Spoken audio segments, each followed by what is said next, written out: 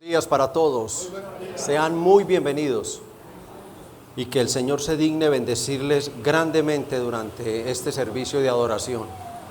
Les pido por favor me acompañen en sus Biblias. Continuamos en esta preciosa carta, vamos a estar hoy en el capítulo 3 y vamos a leer los versos 1 al 5. Como ya es costumbre, quiero que la iglesia me acompañe para que vamos entendiendo el tema desde la lectura. Y vamos a leer de manera alternada. Voy a leer el verso 1, la iglesia el 2, el pastor el 3, la iglesia el 4 y todos el 5. Por lo demás, hermanos, orad por nosotros, para que la palabra del Señor corra y sea glorificada, así como lo fue entre vosotros.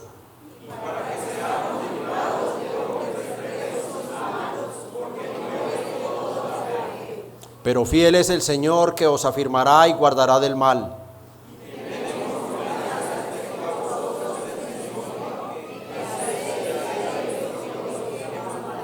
Todos. Y el Señor encamine vuestros corazones al amor de Dios y a la paciencia de Cristo. Amén. Por favor, inclinen su rostro un breve momento. Señor Dios Trino, Espíritu Santo, que tuviste a bien permitir que ocurrieran determinadas situaciones en la iglesia del primer siglo, más específicamente en la iglesia de Tesalónica, allá en el continente europeo, y lo permitiste para mostrarnos que tu gracia, tu bondad, tu fidelidad, tu soberanía siempre estarán perseverando por la iglesia. La iglesia no fue perfecta, no es perfecta, pero un día lo será, cuando esté con Jesucristo para siempre. Tú permitiste que estas cosas acontecieran allí, como hemos venido estudiando desde la primera carta, y ahora somos nosotros, esos oyentes. Ahora somos nosotros los necesitados de que tu Espíritu Santo nos expliques y nos apliques la palabra. Ayuda al pobre, débil, insuficiente e ineficaz medio humano que has puesto al frente de tu congregación. Señor, convierte toda su insuficiencia en suficiencia, sus debilidades en fortaleza, su ignorancia en sabiduría, su oscuridad en luz, y a todos los que escuchan que tú trajiste hoy, Señor, soberanamente, en amor, sedujiste sus corazones para que fuera hacia acá donde se direccionaran. Señor, por favor, trata con cada uno de ellos. En tu amor y tu gracia, haz tu obra, por favor, en ellos. En el nombre de Cristo y para la gloria del Padre. Amén. Por favor, toman asiento.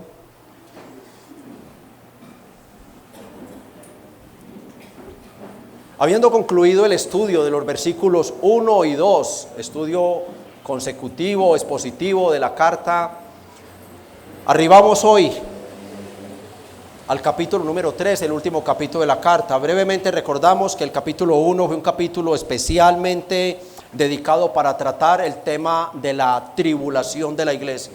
La iglesia, una iglesia atribulada desde su establecimiento, continuaba en esa tribulación. Timoteo regresa por segunda vez a Pablo allá en Corinto y le explica que la iglesia continuaba creciendo en gracia, en amor, en fe, en el capítulo 1, verso 3, pero a partir del verso 4 hasta el final del capítulo 1, entonces encontramos a Pablo tratando el tema de las tribulaciones. La iglesia era poderosamente atribulada, una iglesia de mucha aflicción. Capítulo 4 dice que los alaba por la paciencia y la fe en vuestras persecuciones y tribulaciones que soportáis. Era una iglesia muy atribulada, y Pablo escribe este capítulo 1 para darles un gran consuelo al recordarles que Dios es paciente con los malvados, pero no injusto con los creyentes, y que un día, el día del Señor, Él va a retribuir a los malvados con retribución de condenación eterna, y a los creyentes atribulados con el gozo eterno, con el reposo de los santos. Ese es el capítulo 1. En el capítulo 2 encontramos el tema principal de la carta, un capítulo netamente escatológico, un capítulo que Pablo escribe para continuar tratando un tema que ya había tratado en la primera carta, desde el capítulo 4, verso 13 hasta el 5:11. Allí trató todo lo concerniente a la venida del Señor. Esta iglesia estaba siendo movida de su fe escatológica, estaba siendo movida de la doctrina apostólica que el apóstol Pablo había dejado en sus corazones y sus mentes desde el momento en que estuvo con ellos. Pablo los había instruido, no estaba enseñando nada nuevo, y por eso en el capítulo 2 él empieza rogándoles: pero con respecto a la venida de nuestro Señor Jesucristo y nuestra reunión con Él, os rogamos, hermanos, que no os dejéis mover fácilmente de vuestro modo de pensar, porque la iglesia estaba siendo muy atribulada en este tema. La iglesia había comprado la idea errónea de que Cristo estaba a la mano, de que el día del Señor estaba sobre ellos, y esto los había llevado a ellos a dudar incluso de la verdad de Pablo. Bueno, ¿quién dice la verdad? Pablo, que dice que viene pronto, pero no tan pronto, o estos falsos profetas que nos dicen que de parte de Dios, incluso por carta, nos están diciendo que ya Cristo llegó y que nosotros nos quedamos y entonces no éramos creyentes, porque nos quedamos fue para condenación.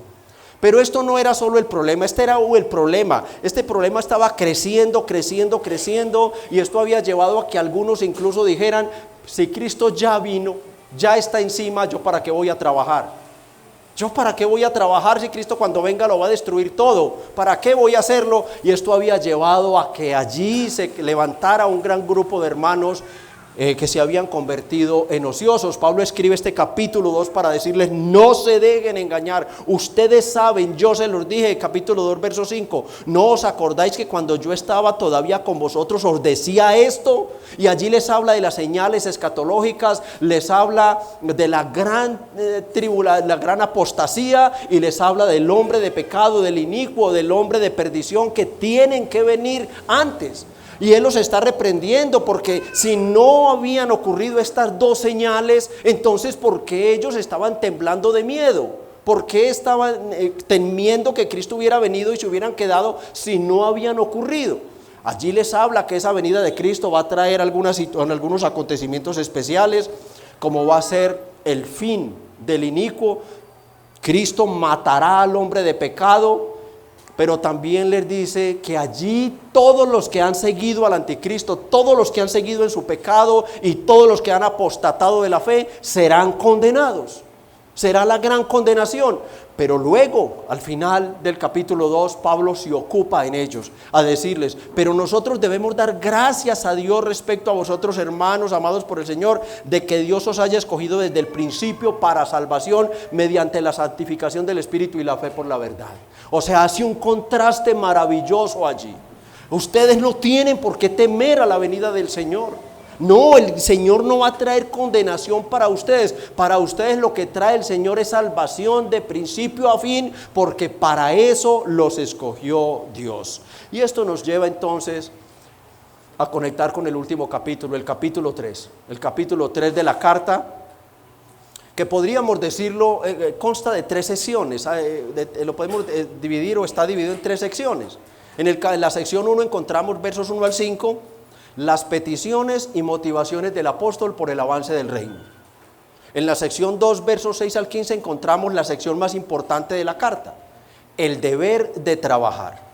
Ya mencioné que aquella situación, los comentaristas apuntan a eso, los que uno consulta de más confianza, apuntan a que fue esta incorrecta interpretación escatológica que llevó a que se levantara, digámoslo en nuestro vocabulario, un estado de vagancia dentro de la iglesia. No solo fue el tema escatológico, sino que los llevó este tema a dejar de trabajar.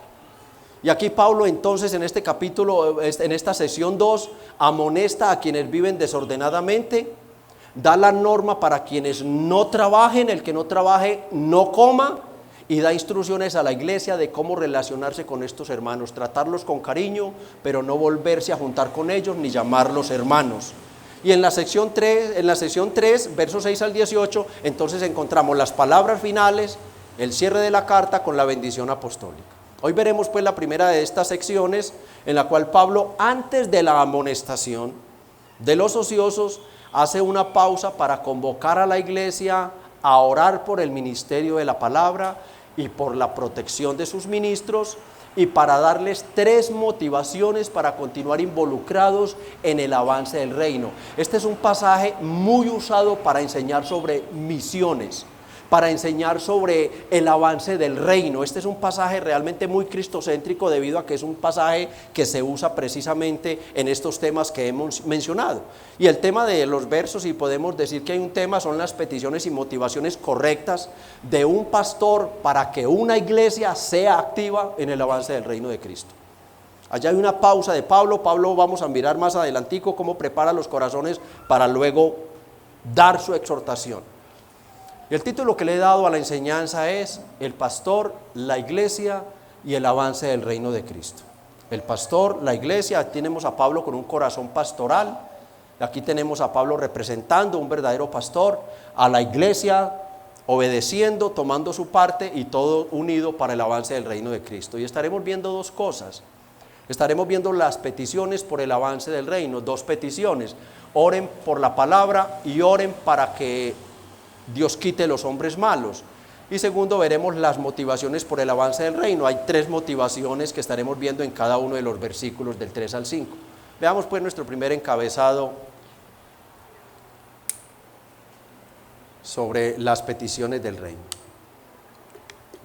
Vamos a leer por favor los versos 1 y 2. Por lo demás, hermanos, orad por nosotros, para que la palabra del Señor corra y sea glorificada, así como lo fue entre vosotros. El 2, por favor. Y para que seamos librados de hombres perversos y malos, porque no es de todos la fe. Ahí tenemos las peticiones de un pastor por el avance del reino. Ahora, con la frase por lo demás, hermanos, o en razón a lo antes dicho en los dos capítulos anteriores, Pablo está llamando la atención de su audiencia original ante el giro que va a dar a su tema. Él termina el capítulo 2 hablando de la salvación de principio a fin para los escogidos de Tesalónica, pero ahora se dirige a ellos, a esos salvados, para pedirles que oren por el equipo misionero, para que al predicar el evangelio tenga el mismo poder, de los mismos frutos de salvación que tuvo en ellos cuando llegue a otras personas. 1 Tesalonicenses 1:5 nos dice que la predicación del evangelio, cuando llegó a ellos, no llegó a los tesalonicenses en palabras solamente. Ahí está el texto en la pantalla. Pues nuestro evangelio no llegó a vosotros en palabras solamente, sino también en poder, en el Espíritu Santo y en plena certidumbre. Aquí Pablo está pidiendo que ocurra esto mismo, que los tesalonicenses oren por el equipo misionero, Pablo, Silas y Timoteo en ese momento, que oren por ellos para que esto mismo ocurra cada que ellos prediquen en otro país, en otra ciudad o a otro grupo de personas, que ocurra lo mismo. Es el deseo de que el evangelio sea aplicado por el Espíritu Santo, porque Pablo sabe que hay habían dos clases de llamamiento: el llamamiento que hacemos nosotros, el llamamiento exterior que hacemos cuando le predicamos a una persona, y el llamamiento interno, el llamamiento eficaz que hace el Espíritu Santo aplicando ese evangelio para salvación. Y Pablo está pidiendo esa oración por ellos. Lo interesante es que esta petición salga de quien sale. No deja no podemos pasar por alto este detalle. Porque está pidiendo que oren por él, por su ministerio, es el apóstol Pablo. El hombre que podemos decirlo fue más dotado por el Espíritu Santo en el Nuevo Testamento. El hombre más usado para la conversión de miles de personas y el establecimiento de muchas iglesias. Ese hombre predicaba el evangelio, Dios lo respaldaba de una manera impresionante. Y él pudo decir en Romanos 15:19, todo lo he llenado, con potencia de señales y prodigios en el poder del Espíritu Santo de Dios, de manera que desde Jerusalén y por los alrededores hasta Ilírico, todo lo he llenado del evangelio de Cristo. Esto debe llamarnos la atención, porque un hombre de estos le está pidiendo a las iglesias que oren por él, y aún más a una iglesia de recién convertidos, atribulados. Solo hay dos cartas en las cuales Pablo no pide que oren por él, y es primero a los Corintios y Gálatas. De resto, en todas las demás cartas Pablo pide que oren por él y por su ministerio. ¿Por qué lo hacía? Bueno, creemos, porque Pablo estaba convencido que por muy superdotado que fuera, él no tenía el poder en sí mismo para convertir un solo pecador. Él mismo dijo en Romanos 1:16, porque no me avergüenzo del evangelio, porque es poder, dinamita de Dios para salvación al que lo crea. Pablo sabía que ni el poder ni el mensaje eran de él, que sin la intervención divina ni una sola alma se podría salvar solo porque él abriera su boca y predicara. Dios tenía que intervenir para la salvación del pecador. Efesios 2:1 dice que el hombre está muerto espiritual y moralmente, y que es Dios quien le da vida a ese pecador. Efesios 1:13 y 14 dice: cuando oíste la palabra de verdad, el evangelio de vuestra salvación, y creíste en él, fuiste sellados con el Espíritu Santo de la promesa.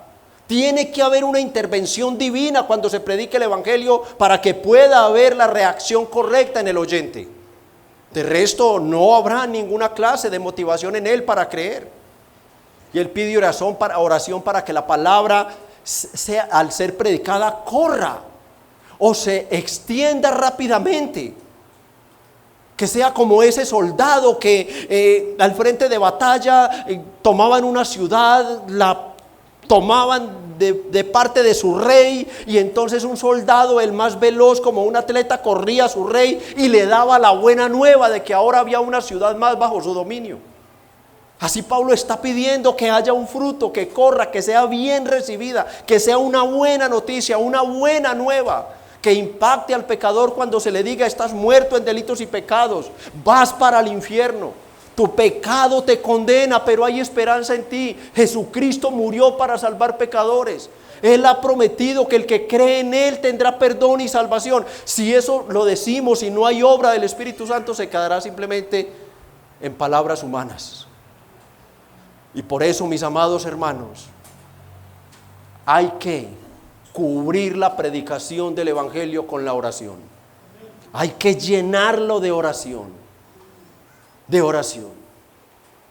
Para que Dios aplique la palabra, que cuando abramos nuestra boca sea el Espíritu Santo impactando a esa persona. Es una piedra y nosotros como una gelatina tratando de partirla. Si Dios obra, puede ser una piedra, pero lo que sale de nosotros es dinamita que hace explotar la piedra. Y allí habrá la obra. El corazón de piedra será convertido en carne, las tinieblas serán convertidas en luz, y el pecador será convertido en un creyente y en un santo.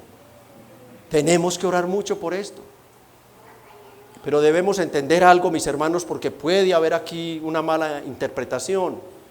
Dios no necesita la oración de nadie para actuar. Él creó el universo sin la ayuda ni la oración de nadie. Él diseñó la obra redentora sin el consejo y la oración de nadie. Nadie le dijo: empecemos por llamar a Abraham. Empecemos por ahí. No, nadie le dijo, nadie. Pero el mismo Señor, que es Dios, ordenó a sus discípulos en Mateo 6:9: vosotros pues oraréis así: Padre nuestro que estás en el cielo. Allí se le da gloria a Dios y luego vienen las peticiones.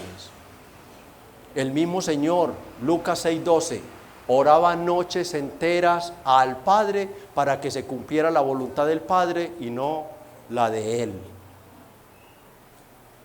Él nos ordena en Tesalonicenses, 1 Tesalonicenses 5:17, orar sin cesar. ¿Por qué? Porque Dios, que soberanamente ha escogido a quienes salvar, también ha escogido los medios por los cuales salvar a los escogidos. ¿Lo entendieron? Y lo ha hecho de tal manera que ocurra como resultado de la interacción de su voluntad soberana con las oraciones y predicaciones del evangelio por medio de su iglesia. O sea, lo ha hecho de tal manera que el resultado allí de la interacción de la voluntad soberana de Dios, mi oración y mi predicación, den como resultado la salvación de esos elegidos. Y el primero de esos medios que interviene, que interactúa con la voluntad de Dios en la salvación de los pecadores, es la oración de los que ya son creyentes, de esos elegidos que ya fueron salvados. Recuerden que nadie más tiene la autoridad y el respaldo para orar en el mundo, solo el cristianismo verdadero. Los demás, mientras más rezan, hacen rosarios y todo lo demás, y los otros que están diciendo que son cristianos, y yo decreto, y yo reclamo, y yo tendré, y yo pido porque recibiré, esos están amontonando ira para el día de la ira. Vosotros pues oraréis así. ¿A quiénes les dijo esto? ¿Al mundo entero? A sus discípulos, a sus cristianos. Es la oración. Pero además Pablo sabía algo sobre la oración por el ministerio de la palabra, evangelismo o misiones, que nosotros pasamos mucho por alto. ¿Qué es, hermanos? Que cuando verdaderamente oramos por las misiones, para que se predique el evangelio y muchos pecadores sean convertidos, estamos orando por la segunda venida de Cristo. Yo pensé que toda la iglesia iba a decir amén. O sea, cuando oramos para que un pecador al recibir el evangelio sea convertido y sea salvo, lo que estamos es orando por la segunda venida de Cristo. ¿Por qué? Porque la promesa es Mateo 24:14. Y será predicado este evangelio del reino en todo el mundo, para testimonio a todas las naciones. Y entonces, sigamos predicando. No, vendrá el fin. Vendrá el fin. No más. Los que entraron en el arca, salvos. Los que se burlaron de Noé, condenados. Los que creen en Cristo ese día, salvos. Los que no creen en Cristo ese día, condenados, ya no más.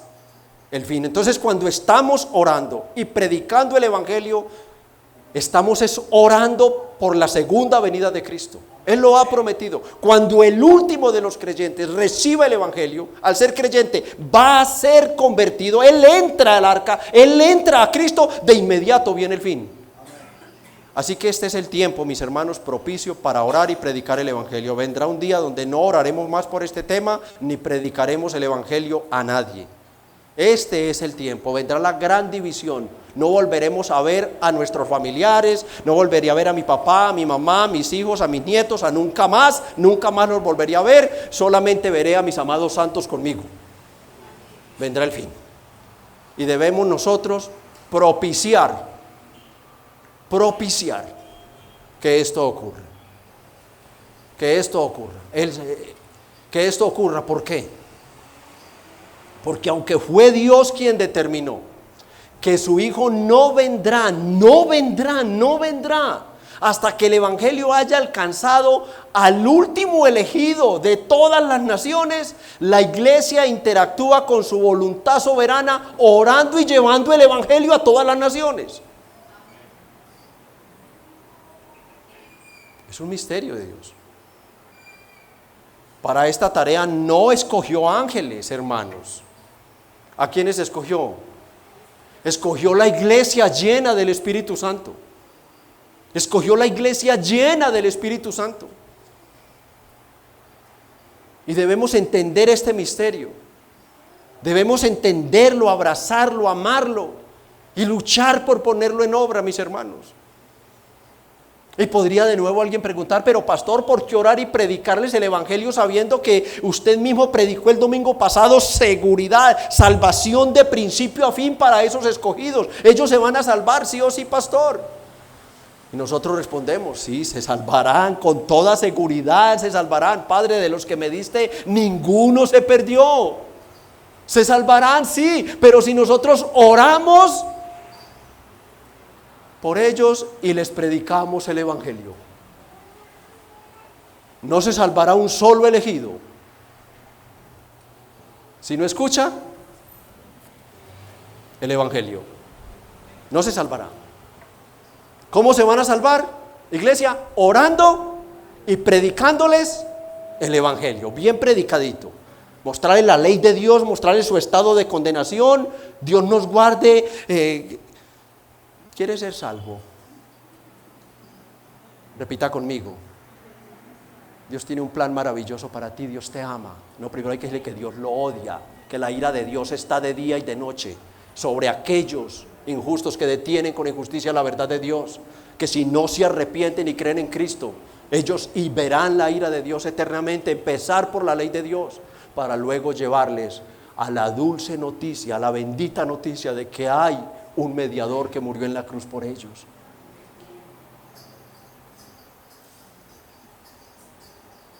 Todos los que están acá que son salvos, que mi anhelo como pastor es que sean todos.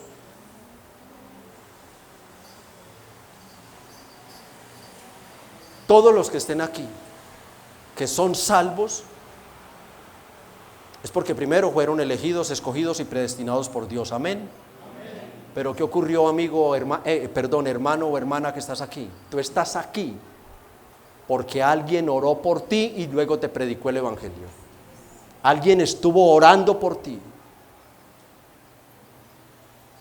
Si hay un solo familiar acá que tú dices, ¿cómo lo tengo aquí? No, no eres tú, eres el Señor. Pero ¿sabes qué usó Dios para tenerlo aquí contigo? Tu oración, tu predicación oral y tu testimonio de vida. Recuerda que es mucho más importante predicar el evangelio con mi conducta que con mi boca. Porque muchos predican el evangelio pero viven como mundanos, viven como peores. El mundo los ha absorbido tanto que se hicieron uno con el mundo. Muchos creen que son cristianos solamente en el ratico, aquí, y salen de aquí y ya se acabó. No, si eres cristiano aquí, eres cristiano en la casa, en el baño, en la cocina, en el centro comercial, en la calle, donde quiera que estés. Tú debes oler a cristiano por donde te muevas. Deben descubrirte con tu sola conducta. Tus empleados, tus clientes, tus trabajadores, tus vecinos, ellos deben descubrir que eres cristiano antes de que abras la boca para decirles que tú eres cristiano. Y si no, pastor, estás muy mal, estás muy mal. Predicar el evangelio, 1 Corintios 1:21. Pues ya que en la sabiduría de Dios el mundo no conoció a Dios, mediante la sabiduría agradó a Dios, escuchen esto, salvar a los creyentes. ¿A quiénes? Por la locura de la predicación del evangelio. De nuevo la pregunta, pero es que si ya eran escogidos para creer, ¿por qué tengo que ir a predicar? Es algo que de por sí es una locura hasta para nosotros los creyentes. Porque si no se les predica esa locura que es el evangelio, ellos no creerán. No creerán. Vean capítulo 2, el verso 13 que vimos el domingo pasado. Segunda Tesalonicenses 2:13.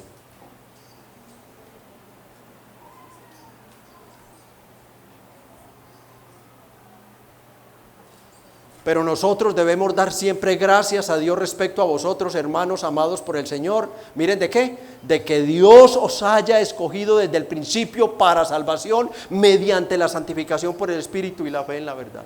O sea, los tesalonicenses eran escogidos sí o sí y se salvarían sí o sí. Pero si nosotros nos remontamos siguiendo las huellas, rastreando la historia de la iglesia, ¿qué nos encontramos que pasó con Pablo en su segundo viaje misionero, iniciando su segundo viaje misionero? Pablo quiere ir por acá, y el Espíritu no se lo permite. Hasta que Dios soberanamente, ¿qué le hace allá en el puerto? Le envía una visión.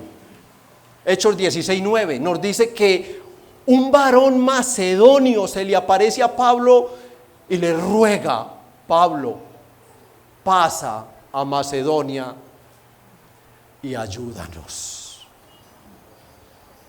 Ya hemos entendido que eran elegidos, ¿sí o no? Pero ¿qué necesitaban para que esa salvación se hiciera realidad en ellos? que Pablo pasara por medio de todo lo que pasó por Filipos, por la cárcel, los azotes, y todo lo demás, que llegara allí, Hechos 17, del 1 al 4, por favor en pantalla, llegara allí, predicara el evangelio, ellos escucharan el evangelio para ser convertidos. Y pasando por Anfípolis, Apolonia, llegaron a Tesalónica, donde había una sinagoga de los judíos. Y Pablo, como costumbre, fue a ellos y por 3 días de reposo discutió con ellos, declarando, aquí está la predicación, y exponiendo por medio de las escrituras que era necesario que el Cristo padeciese y resucitase de los muertos, y que Jesús, a quien yo os anuncio, decía él, es el Cristo. ¿Y qué pasó? Y algunos de ellos creyeron y se juntaron con Pablo y con Silas, y de los griegos piadosos gran número, y mujeres nobles no pocas. ¿Eran escogidos? Vuelvo a preguntar, ¿sí o no? ¿Qué necesitaban ellos para ser salvos? Predicar. Ahora vean el verso 14 de nuestra carta, capítulo 2, verso 14. Dice el 2:14, a lo cual os llamó mediante nuestro evangelio para alcanzar la gloria de nuestro Señor Jesucristo. Creo que no hay otra forma de explicar este misterio.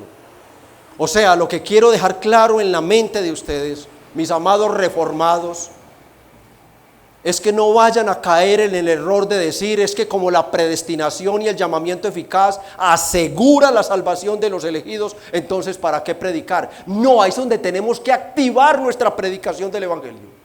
Tenemos es que ser activos en la predicación del evangelio. Por eso les traigo este ejemplo vívido de la iglesia de Tesalónica. Un varón le ruega a Pablo, pasa y ayúdanos, porque sin el evangelio no se salvarían.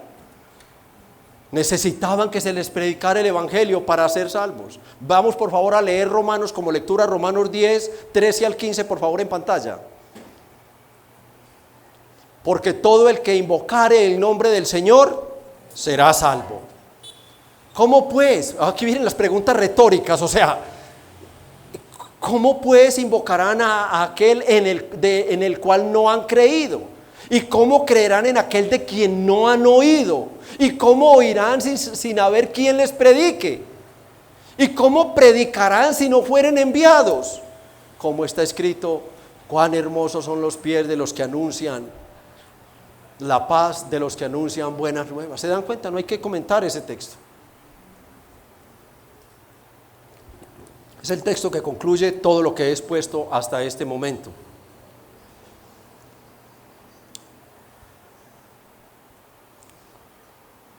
¿Cómo vamos a hacerlo nosotros? ¿Cómo vamos a involucrarnos? 3 maneras. Unos orando, pero orando seriamente por este tema. Señor, donde se predique tu evangelio bíblicamente, Señor, bendícelo para que obre con poder del Espíritu en quien lo oiga, en quien lo escuche.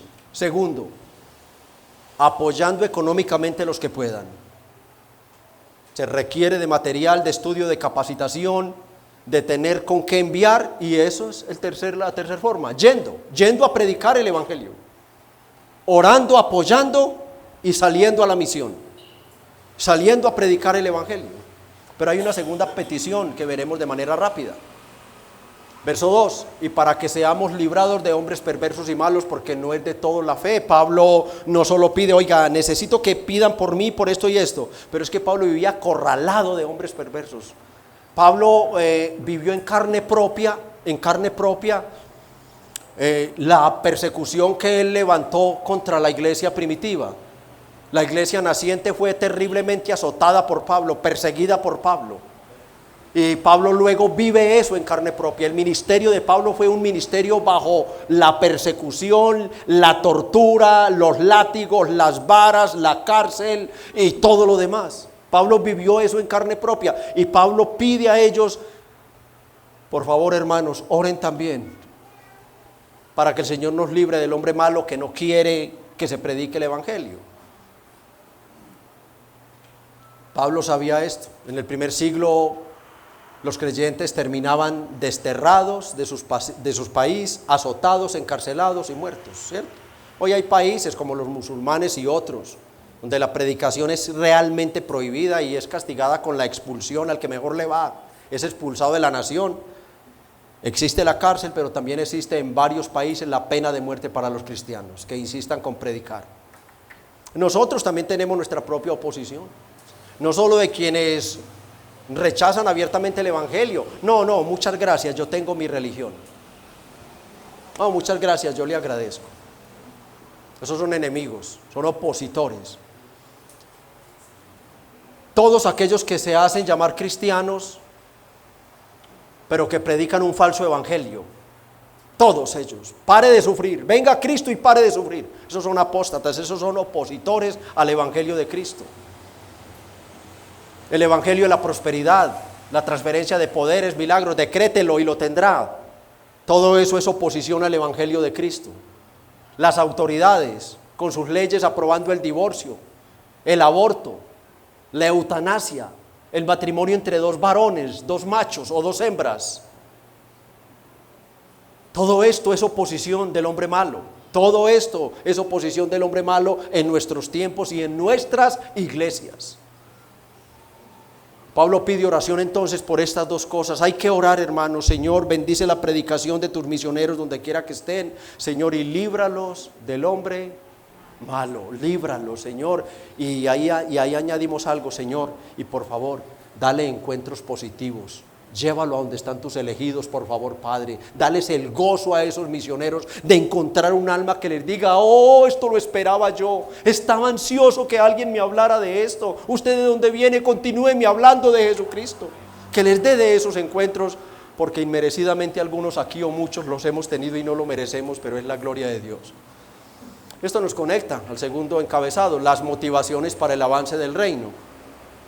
Y esta motivación incluye, digamos, tres aplicaciones. Primero, la confianza en el Señor. Vean el verso 3, por favor. Pero fiel es el Señor, que os afirmará y guardará del mal. Ahora cantábamos y realmente de verdad que nos estremecíamos cantando. Oh, tu fidelidad. Sin la fidelidad de Dios aquí no habría nadie. Empezando por el pastor no podría estar acá, mis hermanos.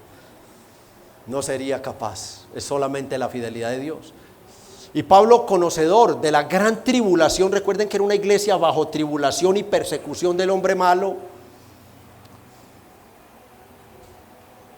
ya no pide por su equipo, él ahora se direcciona a la iglesia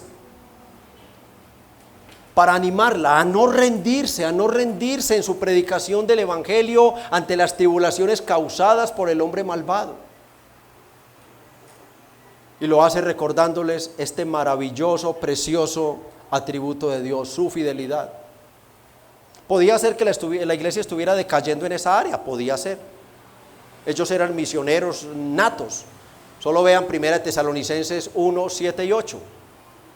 Para que vean cómo era la motivación de esta iglesia en medio de las tribulaciones. 1 Tesalonicenses 1, 7 y 8. De tal manera que habéis sido ejemplo a todos los de Macedonia y de Acaya que han creído. ¿Por qué?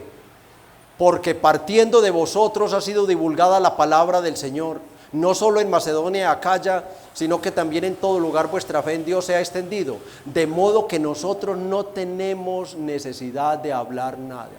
Pablo llegaba con su equipo a evangelizar una aldea y lo escuchaban, pero luego le decían: Pablo, tranquilo, ya por acá pasaron los hermanos de Macedonia, nosotros ya somos creyentes, ellos nos predicaron y somos salvos por la fe en Jesucristo. Lo habían llenado todo del evangelio y Pablo les está dando una gran motivación: sigan predicando el evangelio, sigan anunciando a Jesucristo, que Dios los va a guardar del hombre malo, la fidelidad de Dios estará con ustedes. Las persecuciones, las tribulaciones de 1:4 no podían frenar el avance del reino. Dios los protegería de ese hombre malo y de todo aquello que pasaba. Segunda Timoteo 2:13 dice, hablando de la fidelidad de Dios: si fuéramos infieles, Él permanece fiel. Él no puede negarse a sí mismo. Salmo 117:2 dice que la fidelidad de Jehová es para siempre, aleluya. Y 1 Tesalonicenses 5:24 nos dice que fiel es quien nos llama, el cual también lo hará. ¿Por qué tomé estos 3 versículos? Para decir solamente algo. Le sacas a Dios su fidelidad y deja de ser Dios. Él no puede dejar de ser fiel aunque su pueblo sea infiel. No se trata del pueblo, se trata de su honor, se trata de su propio ser, de su esencia, se trata de su propia naturaleza. La naturaleza de Dios es ser fiel. Es ser fiel. Él nunca deja de ser fiel. El infiel es el hombre. Él no puede ir en contra de su propio ser y naturaleza. Así, mi amado hermano, que tú puedes confiar en Dios en cualquier situación que esté pasando en tu vida. Escucha lo que dije, escucha lo que dije. Así que tú, mi amado hermano o hermana, los demás que estén aquí sin Cristo, no. Porque Dios va a usar el bien que estés viviendo, pasando ahora, para tu condenación. Pero a ti, hermano o hermana, el mal que estás pasando en este momento, Dios lo va a usar para bien. Porque Él nos ha prometido en Romanos 8:28 que a los que aman al Señor, todas las cosas les ayudan a bien. A los demás, a los malvados, les servirá todo el bien que tienen, la riqueza, la salud, la prosperidad, sus amores, sus conquistas, todo eso será fuego en el infierno para ellos. Pero puedes creer en Cristo y escapar de esto, amigo o amiga. La fidelidad de Dios, hermanos, en cualquier situación de tu vida, hermano o hermana, económica, salud, de trabajo, Dios cuidará de ti. Y ya sabes cuál es la razón, porque Dios es fiel. Dios cuidará de ti, Dios cuidará de ti. Recuerda que Él no está apuntando a tu economía, Él no está apuntando a tu matrimonio, Él no está apuntando a tu salud, Él está apuntando a tu alma, a tu alma. Cristo no murió para que fueses felices y tuvieses todo en este mundo. Cristo murió para salvarte de la condenación, donde recibirías la ira eterna para siempre, y eso debe bastarte para estar bien con Dios, sea lo que te esté pasando. Él es fiel, hermanos. Pero además hace saber que Él tenía una confianza en ellos, aunque de manera secundaria, por así decirlo, verso 4. Y tenemos confianza respecto a vosotros en el Señor. Oh, la Biblia sí es muy sincera, hermano, qué transparente que es la Biblia. Es que ningún pastor puede confiar primariamente en la iglesia. Ningún pastor puede confiar primeramente en un hermano o una hermana, no se puede. ¿Por qué? Porque el corazón sigue siendo perverso y engañoso. Mi confianza para saber, como pastor tuyo, de que tú estás luchando con tu pecado, de que estás amando la santidad y odiando tu pecado. Mi confianza tiene que estar puesta primeramente en Dios, primeramente en el Señor. Porque ¿cuántos me pueden a mí decir, sí, pastor, yo estoy haciendo esto? Pero salen de acá y ¿a dónde van a dar? ¿Cuántos? ¿Cuántos lo engañan a uno como pastor? Lo engañan. ¿Cuánto? Hoy incluso se recordaba un poquitico en la escuela dominical algo que nos pesa demasiado, que nos hace literalmente llorar a los pastores. No te fijes, hermano, en hijas del diablo. Hermana, no te fijes en hijos del diablo. Una y otra vez la Biblia dice que tiene que ver la luz con las tinieblas, que tiene que ver Belial con los hijos de Dios, que tiene que ver esto con lo otro, y el Señor en su amor como Padre te pone comparaciones y comparaciones. Y le dicen a uno, sí, pastor, no, tranquilo, pastor. ¿Y quién es su novia? Una paganita, que es muy linda, pero es una paganita. Una inconversa, una hija del diablo o un hijo del diablo.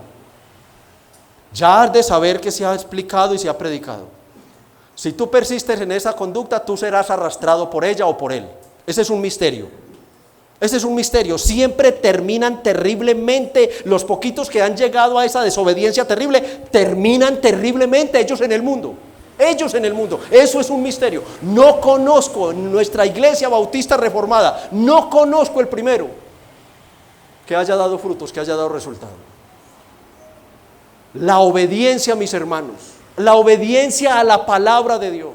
Y yo quiero que tú le pidas, hazme temblar, Espíritu Santo. Hazme ver mi rebeldía a lo que dices. Hazme ver mi pecado, mi maldad. Porque desobedecer a Dios, recuerden, es maldad. Es tan maldad que se condenan, ellos solos. Están haciendo todo es para condenarse en vez de solo dar un pasito. Aquí hay poder, aquí hay amor suficiente. El amor de Cristo suple el amor de cualquier princesa o reina de belleza. de cualquier príncipe o por cualquier rey. El amor de Cristo lo suple, lo llena todo. Así que cambia, por favor, cambia. Piensa en Cristo muriendo por ti. Ten compasión de esa persona y no le hagas más mal del que ya se ha hecho. Déjala o déjalo y ora por él y predícale el evangelio y apártate, dale testimonio. Por eso he dicho y lo repetiré, es mucho más importante lo que vivo, el evangelio que estoy viviendo, que el evangelio que estoy predicando. Aunque su confianza no estaba primariamente en ellos, él dice: tenemos confianza respecto a vosotros en el Señor. ¿De qué? De que hacéis y haréis lo que os hemos mandado. La palabra no está para, la Biblia no está para dar consejitos de parte de Dios. No, la Biblia está para dar mandatos, órdenes de parte de Dios, cambios de conducta profundos. Es lo que demanda la palabra de Dios. La iglesia era una iglesia obediente. Pablo los está aquí alabando, sí, pero les deja saber que su confianza estaba en el Señor. ¿Y por qué Pablo está mencionando esto acá? Bueno, creo firmemente que Pablo está preparando la iglesia con esta obediencia para el golpe que va a dar a partir del verso 6, para lo que va a hacer con esos llamados cristianos vagos de la iglesia. Y está preparando la iglesia en su sabiduría. Pablo lo está haciendo allí. En el capítulo 2, verso 15, les había ordenado que obedecieran o retuvieran. Capítulo 2, segunda, sí, verso 15, que retuvieran la palabra. Capítulo 2, verso 15, a los cuales, Sí. Así que, hermanos, estad firmes y retened la doctrina que habéis aprendido, sea por palabra o por carta nuestra. Ya se los había pedido. Él sabía que era una iglesia obediente y ahora deseaba que no solo siguieran obedeciendo, sino que todo esto que había enseñado sobre la venida del Señor, sobre el juicio, sobre la condenación, la salvación, que ellos se afirmaran en su doctrina, que creyeran firmemente y siguieran creyendo lo que ahora les estaba mandando. Es muy claro, mis hermanos, una iglesia cristiana cuando hace lo que Cristo ordena por medio de sus apóstoles, es aquella iglesia que realmente pone por obra lo que está ordenando Cristo por medio de los apóstoles. O sea, el Señor nos habla a nosotros por medio de estos santos hombres. Cuando decimos, por ejemplo, en esta iglesia, la gloria sea para Dios por lo que voy a decir, que tenemos una herencia apostólica, es porque nos ocupamos en seguir la doctrina, la ética y la moral apostólica. Y la exigimos, la demandamos de la membresía. Por ejemplo, tenemos un gobierno plural de ancianos. Por ahora solo tenemos un pastor, pero por ahora tenemos la cobertura no de uno, sino de 4 pastores de la iglesia misional. En todo están con nosotros los pastores de la iglesia misional, hasta que Dios nos regale otro, 2, 3, 4 o 5, todos los que tenga para regalarnos. Pero no nos quedaremos con un solo pastor porque no es bíblico. Diáconos ya tenemos 5, gloria al Señor, y 2 en observación para 7, orando para que Dios los bendiga mucho y de esos diáconos nos dé un buen ramillete de pastores, si es su voluntad. Tenemos un culto donde el centro de la adoración es su palabra, o sea, Dios mismo. Tenemos el bautismo, la Santa Cena, la disciplina eclesiástica tal como lo ordena el Nuevo Testamento. Oramos por las misiones, miércoles tras miércoles estamos orando por el proyecto Antioquía. Entonces podemos decir que por la gracia de Dios somos una iglesia obediente a los mandatos apostólicos, que perseveramos en el avance de su reino en esta tierra. Y por último, verso 5, la última motivación. Pablo les deja saber sus buenos deseos y el Señor encamine vuestros corazones al amor de Dios y a la paciencia de Cristo. Pablo no se está despidiendo. Él aquí está llegando a una conclusión, una petición, oración o buenos deseos. Y este buen deseo era que el Señor, Dios mismo, encaminara sus corazones al amor de Dios y a la obediencia de Cristo. O sea, Pablo está hablando aquí, orando por madurez espiritual, por firmeza espiritual, por seguridad espiritual. De manera especial, hermanos, porque en esta área del cristianismo, que es el evangelismo, tenemos la tendencia a cansarnos, a caer en un estado como de conformismo, otro de desánimo, porque es que predico aquí, predico allá y yo no veo frutos, y la oposición del enemigo. Entonces Pablo está llevando la mente de la iglesia, pero piensen en el amor de Dios, piensen en cuánto los ama Dios y lo paciente que ha sido Cristo con ustedes. Y recuerden la tribulación, no podemos salirnos del contexto de la iglesia. La iglesia estaba en una tribulación que podía causar cansancio y otras cosas, pero también podía llevarlos a reaccionar toscamente, bruscamente contra ellos. Que podía llevarlos, en vez de predicarles el evangelio, insistir orando por ellos, entonces podía llevarlos a convertirse en agresiones. Pablo les dice, no, el amor debe afectar tanto tu corazón, la paciencia, que la palabra aquí paciencia es perseverancia, la perseverancia de Cristo por ustedes, sudando sangre, yendo a la cruz por ustedes. Ustedes deben poner esto por práctica hacia esas personas que los están atribulando, hacia esos enemigos. Entonces si ellos, cuando Pablo conecta el amor con la perseverancia de Cristo, Pablo está reconociendo que si esto afecta a mi corazón, entonces yo puedo sufrir con paciencia. Yo puedo sufrir con paciencia las aflicciones, los desprecios, como lo hacía el mismo Señor por amor a nosotros. Pero si yo quiero profundizar en el amor de Dios, yo tengo que mirar en la cruz, yo tengo que mirar la obra de Cristo. Y recordar ahí como mínimo Romanos 5:8, cuando nos dice de tal manera, o sea, Dios allí nos muestra su amor en que aún siendo pecadores, Cristo murió por nosotros. Cuando yo tengo eso presente, entonces yo voy a tener compasión del perdido. Así me trate mal, así me ofenda, yo voy a ser un hombre o una mujer, un hermano o hermana perdonador. Me voy a deleitar en el perdón, voy a deleitarme perdonando toda clase de ofensa, todo lo que me hayan hecho las personas. Yo debo pensar en esto. El Señor Jesucristo es un referente. Primera de Pedro 2:23 dice, hablando del amor y la perseverancia del Señor, que cuando le maldecían no respondía con maldición, cuando padecía no amenazaba, sino encomendaba la causa al que juzga justamente. O sea, cuando lo afligían, Él deseaba la salvación de los que lo afligían. Él decía, Padre, perdónalos, porque no saben lo que hacen. El Señor, con mayor razón, sabía que eran seres muertos espiritualmente. Y Pablo, hermanos, con todas estas palabras, estaba preparando la iglesia para la exhortación que luego va a ser sobre la ética cristiana en el trabajo. Todo esto no es más que una preparación.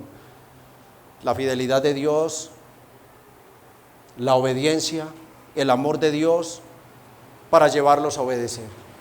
La obediencia, las instrucciones apostólicas deben ser tomadas, hermanos, y empiezo a resumir, a concluir el sermón, deben ser tomadas con la mayor seriedad posible. No hay ni una palabra en este santo libro que no sea la palabra de Dios. Dice Pablo allá a Timoteo, porque toda la escritura es inspirada por Dios y es útil para enseñar, para redarguir, para corregir y para instruir en justicia. Pablo estaba preparando a los vagos del 6:12. Y por estas palabras ellos se iban a arrepentir, a cambiar su conducta y a obedecer su mandato. Para nosotros, hermanos, continuemos perseverando en el avance del reino. No hay forma de que tú le puedas ayudar a Dios directamente. Tú no le puedes dar nada a Dios directamente. Tú no puedes sacar de tu plata y decir, Dios, te doy $1.000.000. No. Pero si hay un hermano que necesita, o la iglesia está pidiendo para un aporte, ahí es donde tú se lo das a Dios. Tú no se lo das a Dios directamente. Nadie ama a Dios directamente. Sería un error doctrinal terrible. A Dios se le ama por medio de amar al cuerpo por el que murió su Hijo. La Biblia dice, el que ame a Dios, que ame también ¿a quién? A su hermano. O sea, mis amados hermanos, es un pasaje que, aunque es misional, es muy aplicable para la iglesia. Tiene mucha aplicación para la iglesia, hermanos. ¿Cómo vamos nosotros a perseverar en esto? Bueno, ya lo dije, orando por el ministerio de la palabra y la protección de los misioneros. Otros ofrendando conforme a lo que Dios le haya dado. Recuerde que Dios no le pide nada a usted que no se lo haya dado, pero si usted no se lo da a Dios, Dios se lo va a quitar. ¿Oyó? Dios se lo va a quitar. ¿Cómo así, pastor? Sí, el día que usted se muere usted no se va a llevar nada, desnudo lo trajo al mundo y desnudo lo va a sacar de él, y lo único que usted va a tener que hacer es rendir cuentas de lo que usted tuvo en la tierra y no lo puso al servicio del reino. Eso es así. Otros, ¿cómo van a ayudar? Preparándose para ir a las misiones, orando, ofrendando y preparándose para ir a las misiones. ¿Cuántos pueden haber acá sentados o cuántas? Porque la mujer puede misionar. ¿Cuántos pueden estar acá o cuántas pueden estar acá ardiendo por servirle al Señor?